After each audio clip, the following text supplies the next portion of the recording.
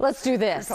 Republicans are welcoming Harris's new running mate into the race by immediately going after his military record. We have seen this over the course of the last week. The charge being led by Donald Trump's running mate, J.D. Vance, who also served in the military. Vance claiming that Tim Walz his sidestepped his deployment to Iraq by retiring from the National Guard in order to run for Congress. To be clear, Walz retired from the Army 2 months before his squad received deployment papers, and then they weren't actually deployed to Iraq until the following year. But still, calls for clarity, accusations that he can't be trusted coming from the Trump campaign against the now new running mate for Kamala Harris. Joining me now to discuss is Democratic Senator from Rhode Island, Jack Reed.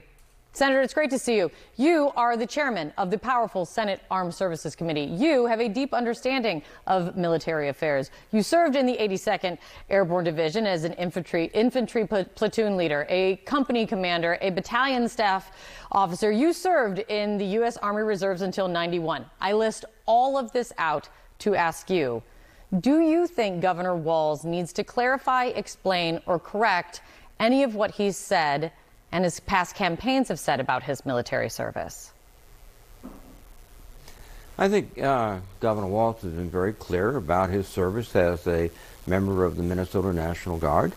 I think what has happened is that the Republicans have seized upon anecdotal evidence to attack the record of someone who served with distinction. Anyone who serves honorably in the U.S. military deserves respect. That goes to J.D. Vance also.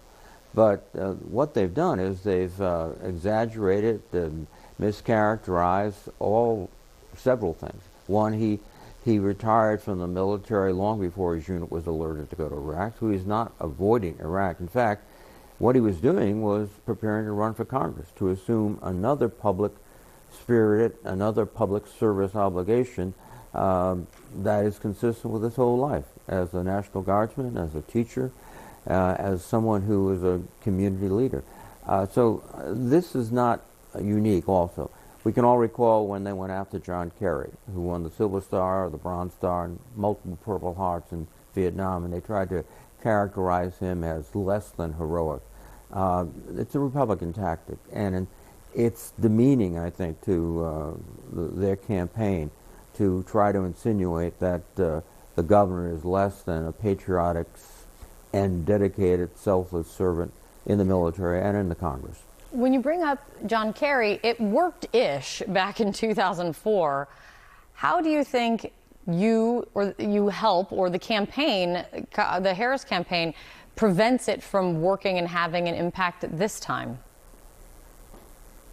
Well, I think we have to step up as they are and just point it out. Is that, you know, you have a gentleman who served 24 years in the National Guard. That's a great deal of sacrifice, personal and otherwise, that he deployed with his unit to Italy in support of troops in the Balkans. He didn't try to get out of that. That was his job. 24 years of service is significant. It's way beyond the point at which you get your retirement benefits at 20. And he left not to vacation or because he was, you know, wanted to pursue some business angle. He went back into public service. In fact, his example, his lifetime example, is one that's inspiring in my view. And this deprecation of his military service, first of all, it's unfounded. And second, it is really demeaning to everyone who has served. He's being accused of things that he should be commended for. Also, I've seen just on Wednesday that Axios has reported that some Democrats are now pointing to you, Senator, as a top candidate to potentially lead the Defense Department if Kamala Harris would win in November. Would you consider it? No, actually, that has come up before. President Biden and Vice President, President Obama and Vice President Biden were talking about that. But no, I think I can serve the nation and my state of Rhode Island more effectively as a member of the United States Senate and as a member of the Armed Services Committee, and I intend to do that. A point of business then, at the very important post that you hold as the chairman of Senate Armed Services. Israel and the United States, they're waiting still for a potential retaliatory strike by Iran over the assassination of the Hamas leader on Iranian soil. President Biden had promised Netanyahu in a call that the U.S. would support Israel's defenses against threats, which would include new defensive U.S. military deployments, is that what was said according to the readout. I spoke to John Kirby about it last week. He didn't have more detail. Do you have an understanding yet of what that could or would include?